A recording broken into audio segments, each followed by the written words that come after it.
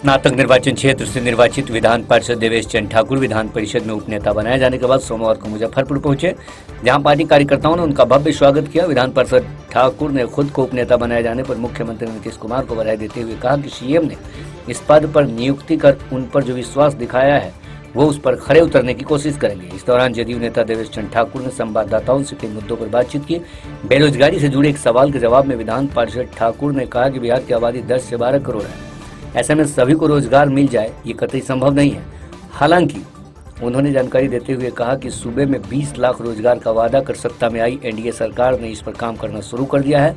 उन्होंने बताया कि सरकार को चलाने के लिए जितने पद सृजित हैं, अगर उसके विरुद्ध रिक्तियां हैं तो सरकार ऐसी स्थिति में उसे भरने की दिशा में कदम उठा रही है। इसके अलावा जदयू नेता देवेश चंद ठाकुर ने एथेनॉल उत्पादन के लिए सूबे में यूनिट लगाए जाने की दिशा में सरकार के कदम का भी जिक्र किया। कैबिनेट मंत्री समान दर्जा प्राप्त मंत्री देवेश चंद ठाकुर ने कहा कि नवनियुक्त उद्योग मंत्री शाहनवाज हुसैन एथेनॉल उत्पादन के लिए बिहार में यूनिट लगाने के लिए लगातार काम कर रहे हैं। जल्द ही 5,000 करोड़ के निवेश से यूनिट सूबे के धरातल पर उतर जाएंगे, जिससे स्वरोजगार के अनेकों मौके उत्पन्न होंगे। आपकी बधाई के लिए ये जो उपलब्धि है, मैं सारे समर्थकों को और हमारे मतदाताओं को, मेरे शुभचिंतकों को मैं समर्पित करता हूँ। ये मेरी उपलब्धि नहीं। दूसरी बात, ये कोई बहुत बड़ा पद नहीं है, लेकिन विधान परिषद में सदन के नेता हमारे नेता माननीय मुख्यमंत्री नीतीश कुमार हैं और वो नेता हैं और मुझे उन्होंने उप नेता मनोनीत किया है। इसका मतलब हुआ कि विधान परिषद में सदन के सही रूप से संचालन के लिए, सरकार का पक्ष रखने के लिए, शांतिपूर्ण व्यवस्था वहाँ बनाए रखने के लिए उपनेता का पद मुझे दिया गया है। मैं उन्हें धन्यवाद देता हूँ, कोटि कोटि धन्यवाद देता हूँ और उन्हें विश्वास दिलाता हूँ कि जो विश्वास उन्होंने मुझ में व्यक्त किया है, मैं उस पर खरा उतरने की पूरी कोशिश करूँगा। स्नातक निर्वाचन क्षेत्र से निर्वाचित हैं, बेरोजगारी फिर मुद्दा बनता जा रहा है। बेरोजगारी मुद्दा हमेशा से रही है, हमेशा से रहेगी, लेकिन सरकार ने भी कहा है कि 2 लाख इस टर्म में हम 2 लाख लोगों को रोजगार डायरेक्टली देने जा रहे हैं। देखिए, बिहार में 10 करोड़ 12 करोड़ आबादी है। अगर कोई सोचे कि 12 करोड़ आबादी को सरकार नौकरी दे देगी तो ऐसा दुनिया में कहीं नहीं हुआ है।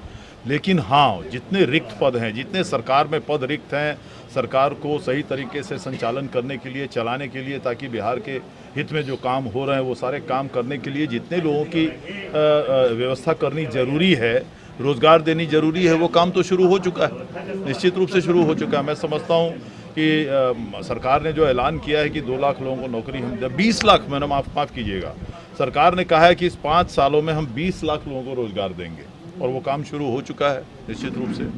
और मैं समझता हूँ कि उस मामले में अगर थोड़ी और काम करने की ज़रूरत है तो अभी जो हमारे माननीय शाहनवाज हुसैन उद्योग मंत्री हुए हैं, अब देख रहे हैं कि 25 इथेनॉल यूनिट आने जा रहे हैं। 4 से 5,000 करोड़ की लागत बिहार में होने जा रही है। तो ये आने वाले दिनों का द्योतक है, ये आने वाले दिनों का ये कहानी है।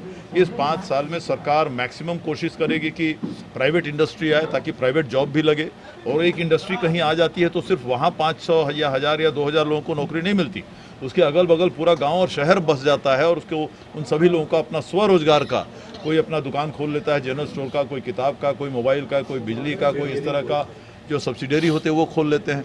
वो काम करने की ज़रूरत है। सरकार में नौकरी खोजते रहना मैं हमेशा नौजवानों को कहता हूँ कि सरकार के नौकरी के भरोसे मत रहो, क्योंकि सरकार की भी एक सीमा है। सरकार 10 लाख 15 लाख लोगों को नौकरी दे सकेगी टोटल, लेकिन आप सोचिए कि 10 करोड़ आदमी को 5 करोड़ नौकरी को दे सके तो आज तक कभी दुनिया में नहीं हुआ है। जो हमारे विकासशील राज्य हैं, पूरे प्रदेश हैं, पूरे हिंदुस्तान में, वहाँ नहीं हो सका है। लेकिन सरकारी जॉब, सरकारी रोजगार और प्राइवेट इंडस्ट्री जब बढ़ेगी तो निश्चित रूप से खुशहाली आएगी, और उस तरह से सरकार उस तरफ बढ़ चुकी, उस तरह कदम उठा चुकी है। स्टार्टअप के लिए बिहार में आपको लग रहा है इसको बहुत है। इसके जैसा, बिहार के जैसा उर्वरक जमीन, यहाँ की जैसे उपजाऊ जमीन, खासकर सब्जी के मामले में और फल के मामले में पूरे माना गया है कि पूरे देश में कोई नहीं है। इतने ज़्यादा फल, इतने अच्छे फल, इतनी अच्छी सब्जियाँ पूरे देश में कोई नहीं। यहाँ प्रोसेसिंग यूनिट का भी नहीं लगा। हुआ क्या कि पिछले सरकार में, मैं राजनीतिक ये नहीं कर रहा हूँ, मैं खाली सूचना आपको दे रहा हूँ कि पिछले सरकार में जो लैंड बैंक बिहार सरकार के पास थी, Bihar state industrial development corporation के पास, वो भी सब लुट गए और सब अतिक्रमित हो गए। सारे चीनी मिल बंद हो गए। अब 29 चीनी मिल हुआ करते थे आज़ादी के समय बिहार में, आज के दिन में 4 या 5 सिर्फ फंक्शनल है। इसके लिए कौन जिम्मेदार है? इसके लिए कोई नीतीश कुमार तो जिम्मेदार नहीं है बेचारे। तो हम समझते हैं कि लैंड बैंक क्रिएट करना पड़ेगा ताकि बाहर के लोग जो आएंगे हमारे यहाँ पर सेटअप करना चाह रहे हैं, इंडस्ट्री सेटअप करना चाह रहे हैं, स्टार्टअप करना चाह रहे हैं, उनको हम ज़मीन दे सकें, क्योंकि प्राइवेट से ज़मीन मिलना है नहीं, वो मिलेगा नहीं, सवाल ही नहीं।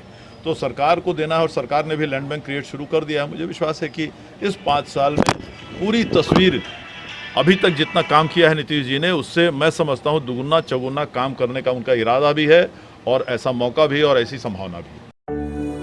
फैशनेबल दिखना हर किसी का हक है। अगर आप भी ऐसा ही सोचती हैं, तो चले आइए द रॉयल फैशन, जहां आपको मिलता है खूबसूरत लेडीज गारमेंट्स का ब्यूटीफुल कलेक्शन।